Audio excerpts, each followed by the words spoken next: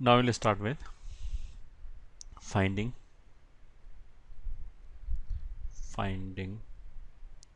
sum of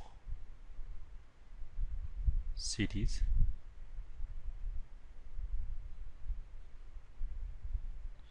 ये ठीक है involving binomial coefficients. उसमें say we can say there's something called type 1. ठीक है, मतलब दो तीन तरह के टाइप में हमने क्वेश्चंस को डिवाइड कर रखा है और हर टाइप के लिए बोल सकते हैं स्टैंडर्ड प्रोसीजर है. मतलब अगर if are able to identify कि ये वाला टाइप का क्वेश्चन है तो उसके आगे हमें पहले से बताइए क्या करना है. तो से टाइप 1 में आइडेंटिफाई कैसे करेंगे, उसका स्टेटमेंट क्या होगा टाइप 1 के लिए. तो will say something like this, when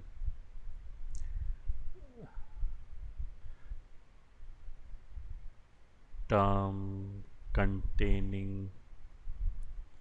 R is present in say numerator. ये ठीक है. अगर ये समझ में नहीं है तो कोई बात नहीं, तो अभी क्वेश्चन सॉल्व करेंगे तो शायद समझ में आ जाएगा. ये ठीक है, अभी तो बस ये पढ़ लेंगे when term containing r should be present in numerator. ये ठीक है. मेथड क्या होगा सॉल्व करने का. मेथड के लिए क्या किया हमने कि use r into NCR formula to get rid of terms containing R in numerator, and then use sum of all binomial coefficients. ठीक है, मतलब पहली बार तो इसने क्या बोला है कि when term containing R is present in numerator. ये ठीक है, इसको हम ऐसे बोलते हैं इन जनरल टर्म. ठीक है, अब बातें कम और काम ज़्यादा.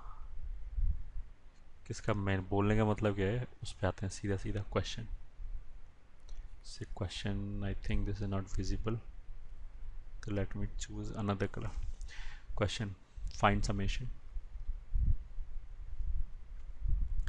in the following cases.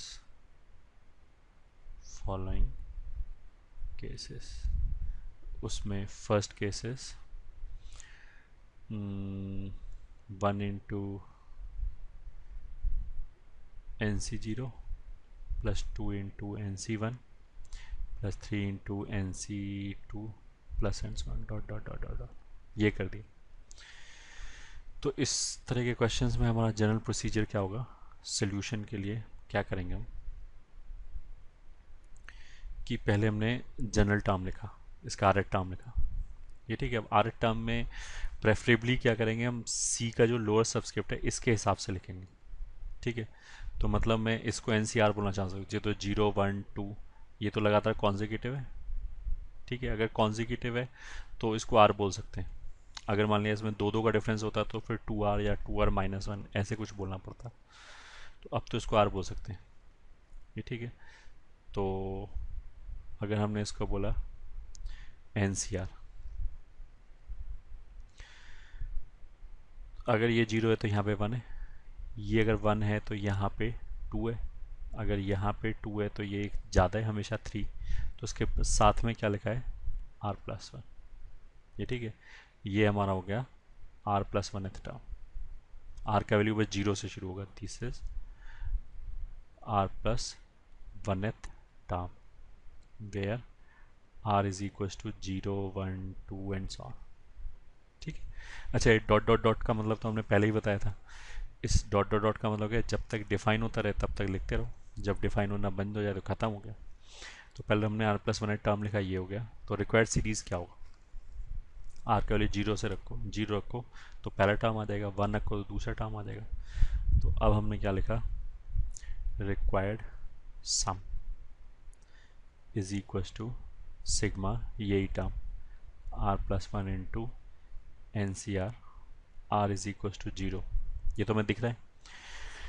और लास्ट टाइम इसने तो बताया नहीं, बट हमें पता है कि कहाँ तक जाएगा, जहाँ तक डिफाइन होगा। तो डिफाइन कहाँ तक होगा, एन सी एन तक डिफाइन होगा, तो उसका मतलब क्या है, आर का वैल्यू एन तक जा सकता है। ठीक है, यहाँ तक डिफाइन होगा। तो कोई बात नहीं, ये सम निकाल लिया, ये वाला सम निकाल लिया। ठीक है, तो क्वेश्चन सॉल्व करने के लिए हमने फर्स्ट स्टेप क्या बताया, पहले तो तुम जनरल टर्म लिखो ऐसे करके, या फिर इसको भी स्किप कर सकते हैं, डायरेक्टली सिग्मा वाला टर्म भी लिख सकते हैं, विच वे यू आर कंफर्टेबल। और आर का वैल्यू हमने क्या बोला कि जनरली एन सी आर वाले, मतलब यहाँ से आर का हिसाब से चलेंगे। मतलब एक ऐसा भी हो सकता था कि इस वन को अगर मैं आर बोल दूँ और आर का वन से वैल्यू शुरू करूँ, तो इसको आर माइनस वन बोलना पड़ेगा। तो व्हाट आई प्रेफर कि यहाँ आर आ जाए, यहाँ भले ही कुछ और आ जाए। ठीक है, अच्छा, this was the thing we were talking about in this heading. इसमें उसने कहा when term containing R is present in numerator, तो what he is referring to is this term. ये जो टर्म है आर प्लस वन, ये N C R के साथ न्यूमरेटर में प्रेजेंट है, तो इसलिए this will come in category one. ये ठीक है, मतलब ये न्यूमरेटर में आ गया, इसलिए हम क्या बोलेंगे इस तरह के क्वेश्चन को, ये कैटेगरी वन का क्वेश्चन है। ठीक है, अब इसने हमें प्रोसीजर क्या बताया सॉल्व करने के लिए। उसने बोला कि इस आर से छुटकारा पालो, मतलब इसको हटा दो, उड़ा दो। सॉरी, कैसे हटा दें, r into N C r वाला फॉर्मूला लगा के। ठीक है, अगर आर स्क्वायर वाले टर्म इन्वॉल्व है तो दो बार फॉर्मूला लगेगा, आर क्यूब अगर इन्वॉल्व है तो तीन बार फॉर्मूला लगेगा, एंड सो ऑन। ठीक है, पहला चीज। सॉरी, दूसरा चीज कि आर से छुटकारा क्यों पाना चाहते हैं। तुम इसको ऐसे देखो कि अगर मान लिया ये टर्म आर प्लस वन यहाँ पे प्रेजेंट नहीं होता, केवल एन सी आर का सिग्मा लिखा होता, तब तो क्या होता है, ये ऑल बाइनोमियल कोफिशिएंट का समेशन हो जाता है, तब तो क्वेश्चन बहुत ईजी हो जाता है। देन तो answer would have been two raise to power n directly, ऐसे ही। ये ठीक है, अच्छा, तो बस अब शुरू हो गए। हमें करना क्या है, बस एम क्या है, इस आर को हटाना है। कैसे हटाना है, यही वाला फॉर्मूला लगा के, r into N C r is equal to n into n minus one C r minus one. तो ऐसे करने से क्या होगा, ये फॉर्मूला लगने से क्या होगा कि ये जो बाहर वेरिएबल टर्म आर का है, वेरिएबल क्यों बोलें, इस सिग्मा के लिए आर समेशन वेरिएबल है, इस सिग्मा के लिए एन कांस्टेंट है, आर वेरिएबल है। तो अगर इस सिग्मा के अंदर अगर कोई एन का टर्म लिखा हुआ है तो उसको तो हम इस सिग्मा से बाहर निकाल सकते हैं, आर के टर्म को बाहर नहीं निकाल सकते। ठीक है, तो हमारा एम क्या है, हमारा एम है इस आर को एन में कन्वर्ट करना, और जब कन्वर्ट हो जाए तो एन को सिग्मा के बाहर निकाल दिया, फिर बाइनोमियल कोएफिशिएंट बनेगा। ठीक है, तो दिस इज इक्वल्स टू, अच्छा, ये फॉर्मूला लगाने के लिए हमने क्या बोला था, ये फॉर्मूला लगाने के लिए ये जो आ रहा है और ये जो आ रहा है, ये दोनों बराबर होने चाहिए, सेम चीज़ लिखी होनी चाहिए।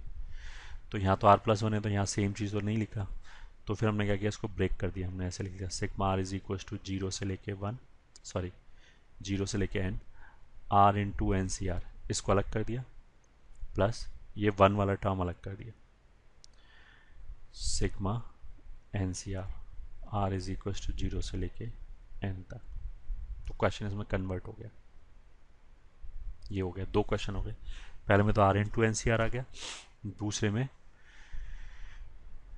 एन सी आर आ गया केवल। पहले वाले केस में ये आर और ये आर बराबर है, तो फॉर्मूला लगा दिया, फॉर्मूला लगा दिया तो कितना हो जाएगा, this is equal to sigma, अगर ये आर बराबर है तो एन को नीचे उतार लिया, हम कुछ ऐसे बोलते थे, फिर एन और आर को एक एक कम कर दिया, n minus one C r minus one, ये हो गया।